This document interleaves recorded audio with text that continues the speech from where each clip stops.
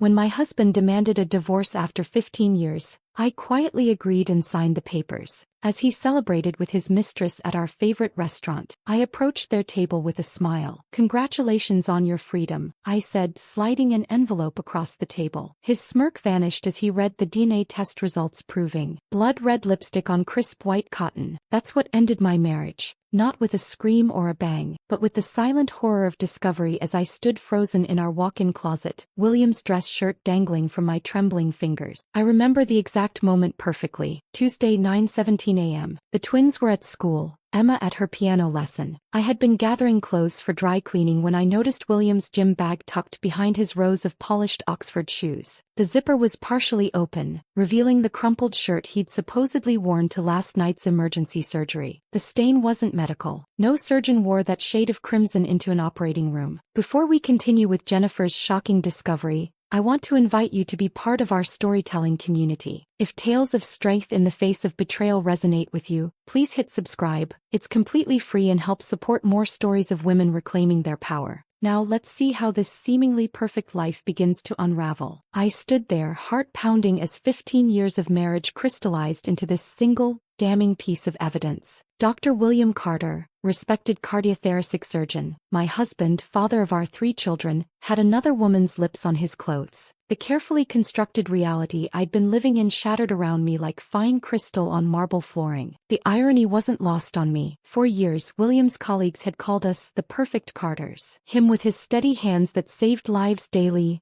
me with my unwavering support and dedication to our family. Our colonial-style home in Oak Ridge Heights with its manicured lawn and white picket fence might as well have been a movie set, the American dream personified. "Jennifer makes it all possible," he'd declare at hospital fundraisers, his arm around my waist, champagne flute in hand. "I couldn't do what I do without her." The other doctors' wives would smile politely, but I could see the envy in their eyes. We had it all: 3 beautiful children, financial security, and a partnership that had weathered the grueling years of medical school, residency, and William's rise to prominence. Or so I thought. Looking back, I should have recognized the warning signs. William started working later, claiming the hospital was understaffed. Weekend golf with colleagues became more frequent. Our conversations grew shorter, more practical, scheduling the children's activities, discussing household needs, planning social obligations that would advance his career. When William was promoted to chief of cardiothoracic surgery last spring, I organized a surprise party with all his colleagues. He smiled and thanked me publicly, but later complained I'd embarrassed him in front of the hospital board. That night he slept in the guest room, claiming exhaustion. "It's the pressure," I told my sister on the phone the next day. "The promotion comes with so much responsibility. Men in power often change, Jen," she warned. I dismissed her concern as cynicism from her own failed marriage. The physical distance grew too. William claimed fatigue from 18-hour surgeries when he turned away from my touch. I bought new lingerie, scheduled date nights, tried everything the women's magazines suggested to keep the spark alive. He participated half-heartedly, checking his phone throughout our carefully planned evenings. "Is everything okay between us?" I asked one night after he'd barely touched his favorite meal. "Just tired, Jen. The Jenkins case is complicated." Then he'd retreat to his home office, door closed, voice a low murmur as he took calls late into the night. I believe in trust. I believe in privacy. I never considered checking his phone or email. That was for insecure women, paranoid women.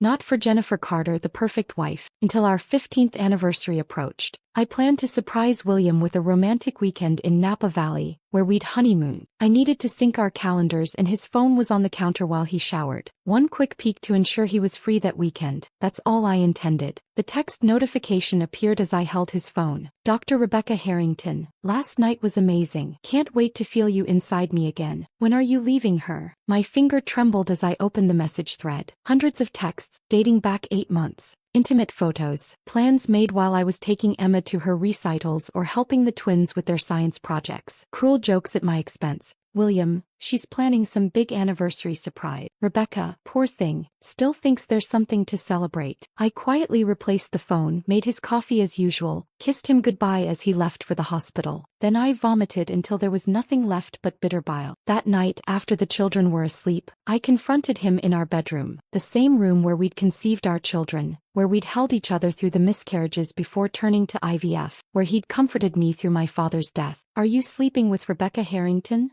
My voice was surprisingly steady. William didn't even flinch. He removed his watch, placed it methodically on his nightstand. Yes. How long? Does it matter? He looked at me with such coldness I didn't recognize him. I want a divorce, Jennifer. The calculated cruelty of his tone shocked me more than the words. This wasn't a confession. This was an execution. Why? I whispered. I've outgrown this life. Outgrown us. He gestured around our bedroom as if it were a prison cell. I've given 15 years to this marriage, to these children. I'm 45. If I'm going to start over, it needs to be now. Start over? We built this life together, William. Everything you are. Everything I am. His laugh was bitter. I save lives daily. What do you do, Jennifer? Bake cookies for school fundraisers? Organize my sock drawer? I built this life despite the anchor of domesticity. His words struck like physical blows. I'd put my own teaching career on hold to support his medical school dreams, managed our home and children so he could focus on advancing his career, hosted countless dinner parties with hospital administrators to help him network. You'll be taken care of financially, he continued as if discussing a business transaction. The children will adjust. Children always do. That night he slept in the guest room. I lay awake, reconstructing the past 15 years, wondering if anything had been real. In the morning he left for the hospital before dawn. On the kitchen counter he'd left a business card for his lawyer. The perfect life I thought we'd built had been a mirage. The cracks had always been there. I'd just been too dedicated to our illusion to see them. What I didn't know then was that the lipstick stain and affair were just the visible fractures in a foundation that had been compromised from the beginning. William's betrayal ran deeper than I could possibly imagine, and the true nature of his deception would soon turn my world upside down in ways that would make his affair seem trivial by comparison. The day after William left his lawyer's card,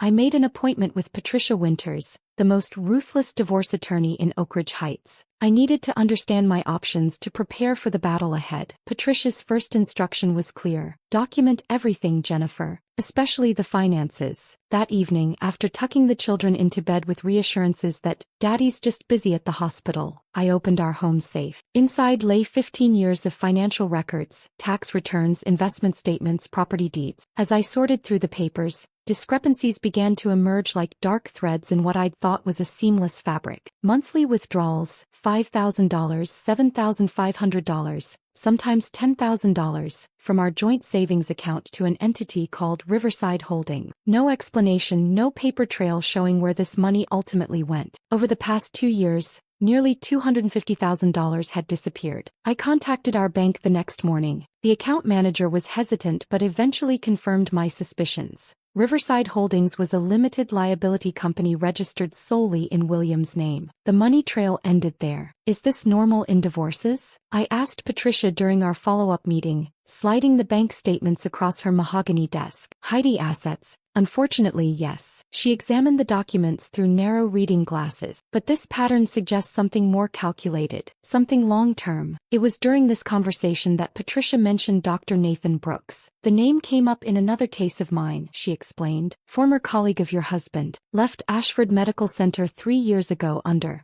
interesting circumstances. Might be worth a conversation. I remembered Dr. Brooks vaguely, quiet, dedicated, always slightly uncomfortable at hospital functions. He'd simply vanished from the medical community without explanation. William had dismissed my questions with professional differences. Nothing interesting. It took 5 calls to track down his current practice, a modest family clinic 40 miles outside the city. His receptionist was protective, but when I mentioned William's name, she immediately transferred me. Mrs. Carter. His voice carried a weight that made my stomach tighten. I've been expecting your call for years. We met at a coffee shop halfway between our homes. Dr. Brooks had aged considerably since I'd last seen him. Deep lines around his eyes, prematurely gray hair. He ordered black coffee and studied me with a clinical gaze. I knew this day would come, he said quietly. I just didn't know which of us would break first, me with my conscience, or William with his arrogance. What he revealed over the next hour shattered what remained of my world. The fertility clinic at Ashford had a problem, he explained, voice barely above a whisper. Several couples reported failed IVF procedures despite optimal conditions. I noticed inconsistencies in the lab reports, slight differences in documentation versus actual procedures. My hands trembled around my untouched latte. We had gone through 3 rounds of IVF to conceive the twins, another 2 for Emma. Each failure had been devastating, each success miraculous. I began investigating quietly. The clinic director, Dr. Mercer,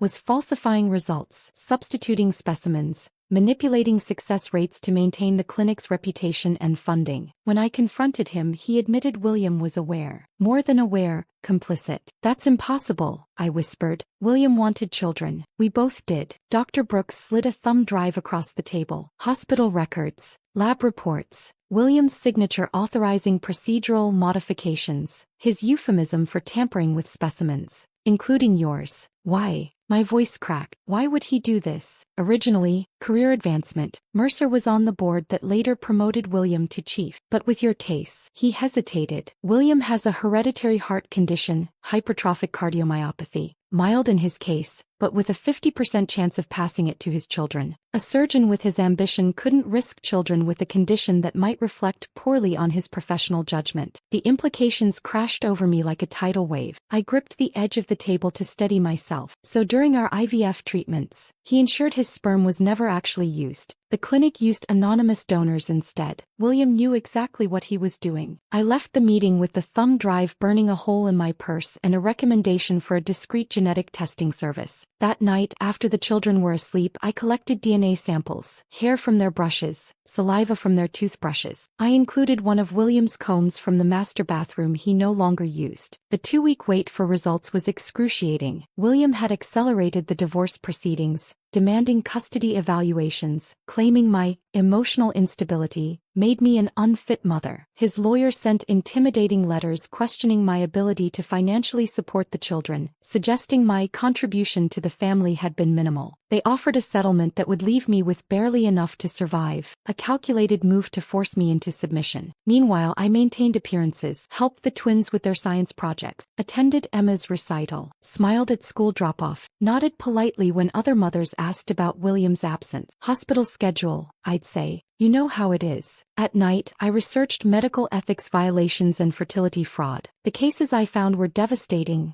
Doctors using their own sperm instead of donors, clinics mixing up embryos, families discovering biological truths decades later. But nowhere did I find a case like ours. A husband deliberately ensuring his children weren't biologically his, creating a family on false pretenses while maintaining the fiction of genetic connection. The testing company called on a Tuesday morning. The woman's voice was professional, detached. "We have your results, Mrs. Carter. Would you like me to email them? Or would you prefer to discuss them over the phone?" "Email," I whispered, knowing I needed to see the evidence with my own eyes. The clinical language of the report couldn't soften the blow. The alleged father is excluded as the biological father of the tested children. The probability of paternity is 0%. I printed 3 copies, one for my lawyer, one for the safety deposit box I'd opened in my name only, and one that I slipped into a cream-colored envelope with the Ashford Medical Center logo, taken from William's home office during those weeks of pretending nothing had changed. My hands didn't shake anymore. The devastation had crystallized into something harder, colder. This wasn't just about an affair or hidden assets. This was about a fundamental betrayal that had begun before our children were even conceived. William had deprived me of choice. He had constructed an elaborate lie that shaped 15 years of my life, my identity as a mother, our children's very existence. All while positioning himself as the generous provider, the dedicated father, the brilliant surgeon saving lives. The truth changed everything, and I now possessed the power to make sure it changed everything for him too. With the DNA test results in hand, my grief transformed into something sharper, more focused. William had constructed a false reality for 15 years, and now I would dismantle it, methodically, completely. I began by reaching out to other families who'd undergone fertility treatments at Ashford during William's oversight. Dr. Brooks provided a list of 27 couples who might have been affected. Most refused to speak with me, unwilling to question the origins of their precious children. 5 agreed to meet. The Millers had twins who looked nothing like them. The Patels had a daughter with unexpected medical issues. The Johnsons, Garcias, and Wilsons each had stories of miraculous conceptions after multiple failed attempts. Once Dr. Mercer took personal interest in their cases. "We were just so grateful," Sarah Wilson told me, tears streaming down her face. "We never questioned the how." My search led me to Diane Fletcher, a former nurse who'd worked at the fertility clinic for 12 years. We met at her small apartment outside the city, where she lived surrounded by filing cabinets. "I kept records of everything," she explained, her hands trembling slightly as she pulled out a leather-bound journal. "Patient names, procedural modifications, signatures authorizing changes. They thought I destroyed it all when I left." "Why didn't you report them?"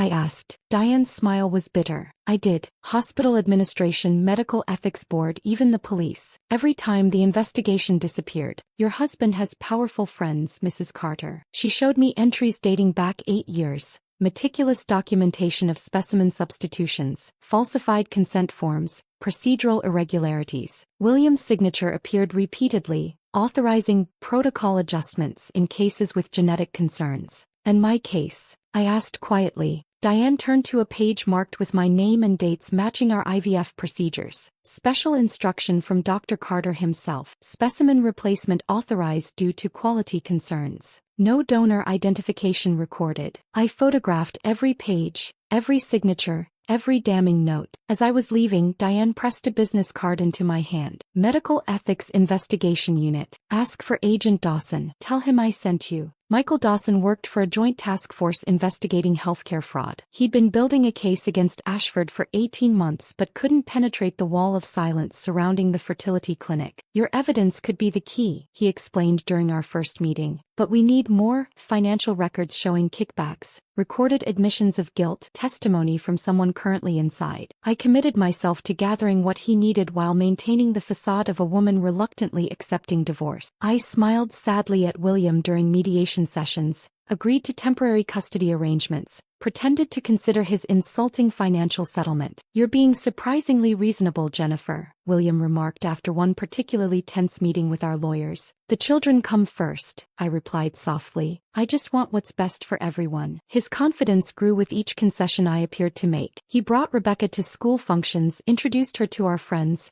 even had her stay overnight when the children visited his new downtown apartment. All while I quietly recorded conversations, photographed documents, and built my case. My investigation took an unexpected turn when I hired a private investigator to look into Rebecca's background. The report revealed something stunning. She wasn't just William's colleague and lover. She was Madeline Harrington's daughter. Madeline Harrington had been William's patient 5 years ago, a routine valve replacement that ended in tragedy when William allegedly made an error during the procedure.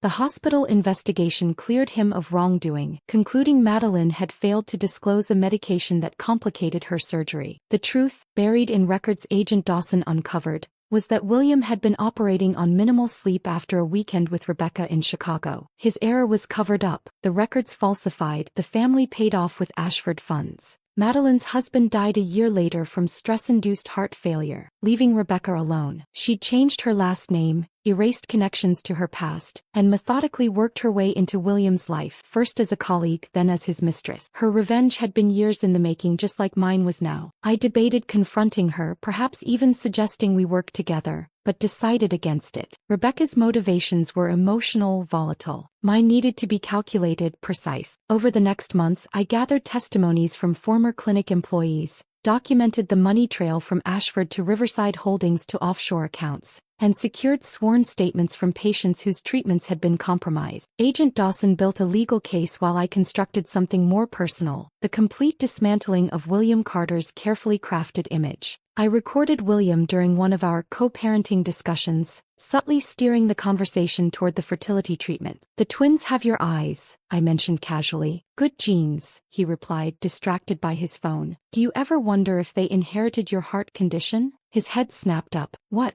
Hypertrophic cardiomyopathy. Dr. Brooks mentioned it. William's face darkened. Brooks should keep his mouth shut about things that don't concern him. Don't our children's health concerns concern him? Concern me. There's nothing to worry about, he dismissed. I had them tested years ago. They're fine. How could you test them without telling me? I'm their father and a doctor. I made a medical decision. The recording captured every word, his acknowledgement of the condition, his admission of testing our children without my knowledge, his continued pretense of biological connection. It was the final piece Agent Dawson needed. The timing couldn't have been more perfect. The annual Ashford Medical Center Gala was approaching, the most prestigious event on the hospital's calendar. William had been selected to receive the Physician of the Year award for his groundbreaking contributions to cardiothoracic surgery and unwavering ethical standards. The invitation arrived at our house, still addressed to both of us despite our pending divorce. William texted that he'd be taking Rebecca as his date, but I was welcome to attend, if it wouldn't be too awkward. I replied with the perfect blend of wounded dignity and gracious acceptance. I wouldn't miss it. You deserve this recognition. What William didn't know was that I had already met with the hospital board chairman, sharing select pieces of evidence. A special session had been scheduled immediately preceding the gala, a session where Agent Dawson would present the full case against William, Dr. Mercer, and the fertility clinic. As I prepared my gala dress, a sleek black gown that Rebecca had once mocked as "suburban mom tries sophistication," in a text to William,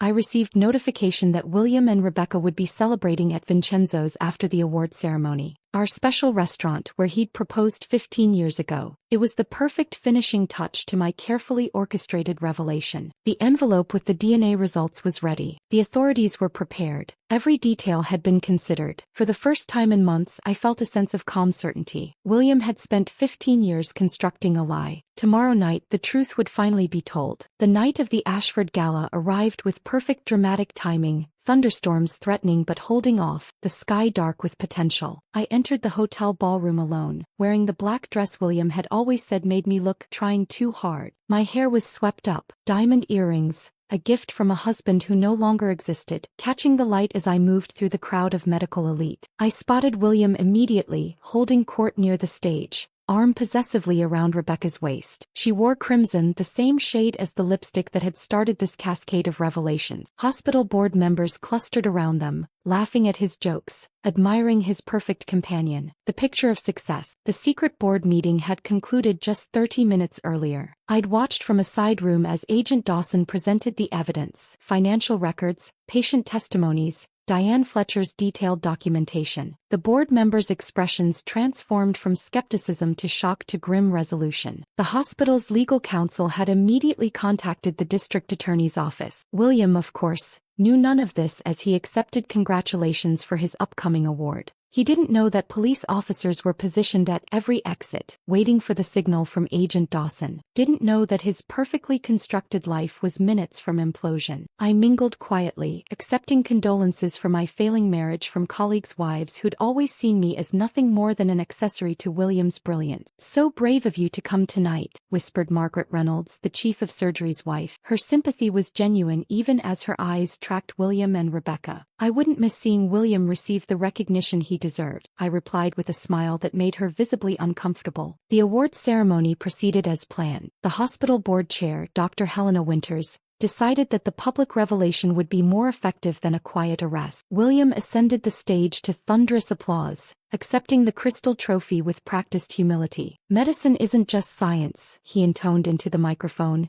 "It's a sacred trust between doctor and patient. Ethics must guide every decision, every procedure, every moment in the operating room." I watched Rebecca during his speech, the slight tension in her shoulders, the calculated adoration in her eyes. She was playing a role just as I had for 15 years, but for very different reasons. Our gazes met briefly across the room and something passed between us, a recognition of sorts. Two women who knew the real William Carter. After the ceremony they left for Vincenzo's just as planned. I followed 20 minutes later, the cream envelope secure in my clutch. The restaurant hadn't changed, white tablecloths, soft lighting, Italian opera playing softly in the background. The maitre d' recognized me immediately. "Mrs. Carter, how wonderful to see you again. Your husband mentioned you might join them." He had. Interesting. William was either supremely confident or setting the stage for some public humiliation. Either way, it played perfectly into my plan. They were seated at our old favorite table near the windows. William had ordered the 1982 Bordeaux we'd shared on our anniversary 5 years ago. The bottle between them cost more than a month of groceries for our children. William saw me first. His expression shifted from surprise to smugness, clearly assuming I'd come to make some desperate plea. Rebecca turned, her perfect features arranging themselves into a mask of polite concern. "Jennifer." William's voice carried that patronizing tone he'd perfected. "This is unexpected." "Is it?" I approached their table, calm and collected. "You told the maitre d' I might join you. A courtesy mention. I didn't think you'd actually come." Rebecca shifted uncomfortably. "Perhaps I should give you two a moment." "Please stay," I replied, meeting her gaze directly. "After all, you've earned your place at this table, Rebecca. Or should I call you Rebecca Harrington?" The color drained from her face. William's brow furrowed in confusion. "What are you talking about?" he demanded. "Rebecca knows.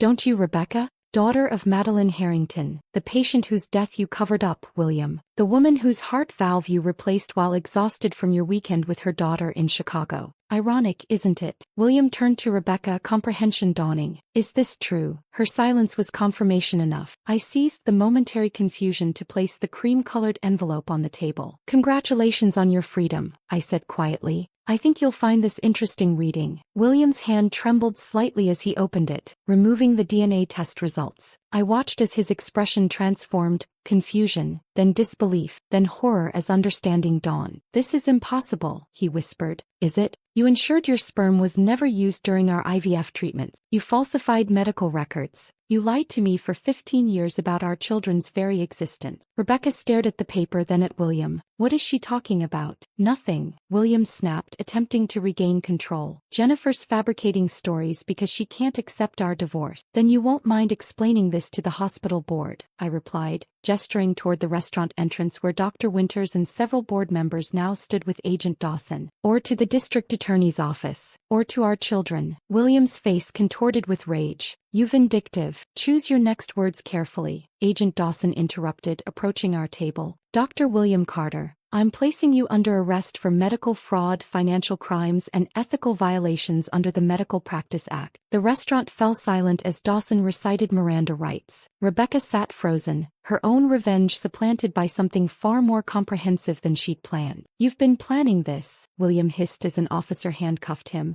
All those months of playing the agreeable ex-wife. 15 years, William. You had 15 years of living your lie. I needed 3 months to expose it. As they led him away, Rebecca remained at the table, staring at her half-empty wine glass. I didn't know about the children, she said quietly. I believe you, I replied. Your mother deserved justice too. In the weeks that followed, the story exploded across medical and mainstream news. William faced multiple felony charges, his medical license suspended pending trial. The fertility clinic was shut down pending a complete investigation. Dozens of families came forward, seeking answers about their children's genetic origins. The financial repercussions were immediate and comprehensive. William's hidden assets were frozen. The court appointed a forensic accountant who traced every dollar he'd diverted. My children's financial future was secured through a trust established with recovered funds. Dr. Brooks approached me after William's preliminary hearing. Ashford is establishing an ethics review committee to oversee reproductive services when they reopen. They've asked me to lead it. Congratulations,